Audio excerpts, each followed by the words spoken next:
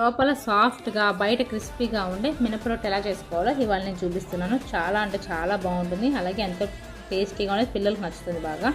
దీనికోసం ఒక గ్లాస్కి 2 గ్లాసులు బియ్యం రవ్వ వేసుకోవాలి.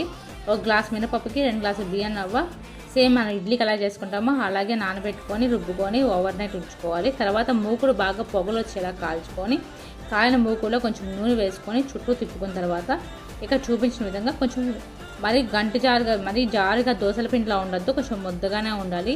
ఇడ్లీ పిండి కన్నా కొంచెం గట్టిగా ఉంటే బాగుంటుంది. వేసుకొని చుట్టూ నూనె వేసుకొని పైన కూడా కొంచెం నూనె వేసుకొని సిమ్ నుంచి మీడియంలో పెట్టుకొని నిదానంగా కాలనివ్వాలి. మూత పెట్టుకొని కాలనివ్వాలి. హైలో పెడితే కలర్ వస్తుంది కానీ లోపలంతా పచ్చిగా ఉంటుంది, సరిగ్గా ఉడకదు. మూకుడు బాగా కాలినట్టయితే మనం రొట్టె తీసినప్పుడు ఈజీగా తీసేస్తాము. ఏ హెల్ప్ లేకుండా సింగిల్ హ్యాండ్తో బాగా తీయగలం, లేకపోతే అంతా అంటుకొని సరిగ్గా రాదు.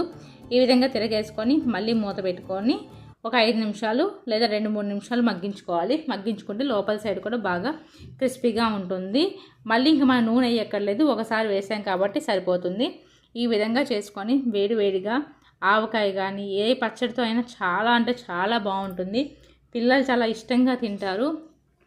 ఇది ఉప్పుడు రవ్వతో కన్నా బియ్యం రవ్వతో అయితే చాలా అంటే చాలా బాగుంటుంది. మీకు నచ్చితే ప్లీజ్ లైక్ చేయండి.